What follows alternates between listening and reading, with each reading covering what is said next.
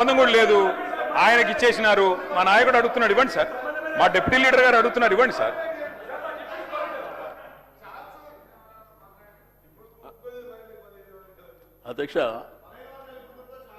అధ్యక్ష ఈ శాసనసభలో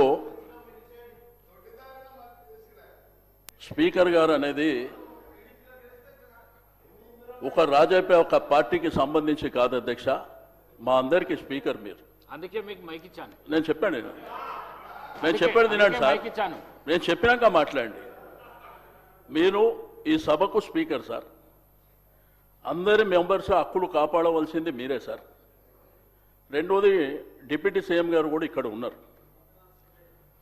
పెద్దలు బాలునాయక్ గారు, ఆది శ్రీనివాస్ గారు మాట్లాడింది సార్. మేము ఇక్కడ కూర్చొని విన్నాం, మేము అబ్జెక్షన్ చేయలే. మేము మధ్యలో మైక్ అడిగి ఏదో ఆయన మాట్లాడుతుంది తప్పు అనేటువంటిది మేము చెప్పలేదు సార్. ఇప్పుడు మా వరకు వచ్చినప్పుడు గవర్నర్కు ధన్యవాదాలు చెప్పే తీర్మానం ప్రకారము మా సభ్యుడికి అవకాశం వచ్చింది సార్.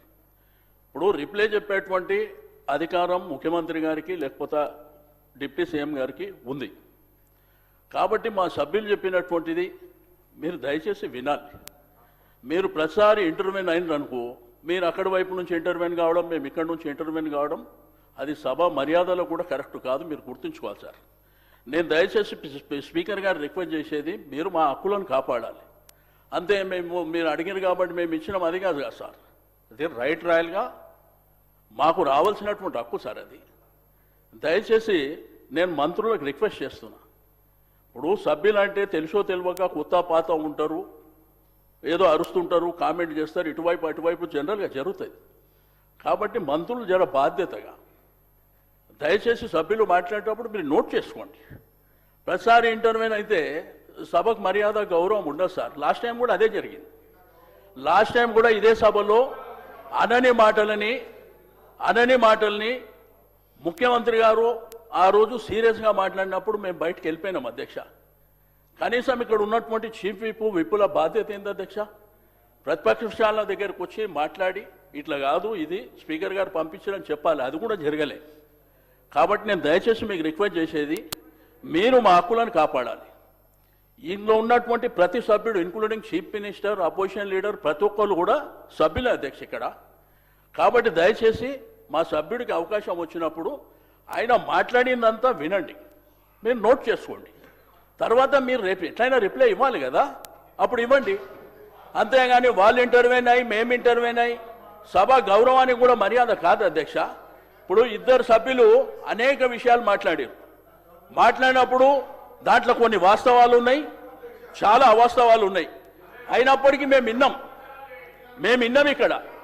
కాబట్టి దయచేసి మీకు రిక్వెస్ట్ చేస్తున్నా, సభ సజావుగా జరగాలంటే సభ్యునికి అవకాశం ఇచ్చినప్పుడు మీరు ఎవరు వాళ్ళు ఇంటర్వ్యూన్ కాకుండా నోట్ చేసుకోమని చెప్పండి, రిప్లైలో చెప్పుకోమని చెప్పండి.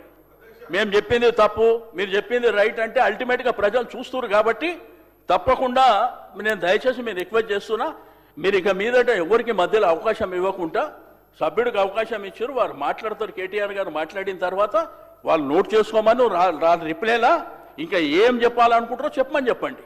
ఇదే మా యొక్క అబ్జెక్షన్ అధ్యక్ష. గౌరవ కేటీఆర్ గారు మీరు ఇంతకుముందు ఒక పాంప్లెంట్ చూపిస్తూ ప్రతి కుటుంబానికి 2.5 లక్షలు ఇస్తామన్నారు. 7 ఆ 2.5 లక్షలు అని అడిగినారు. అవును సార్. అది నాకు కూడా అర్థం కాలేదు. మా డిప్యూటీ సీఎం గారు చెప్తారు జవాబు. తప్పకుండా ప్లీజ్ మీరు చెప్పండి, దాని జవాబు చెప్పండి. 2.5 లక్షలు ఏమిటివి?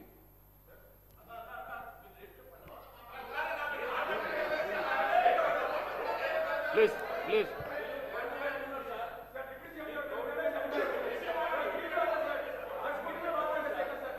మీరు అడిగింది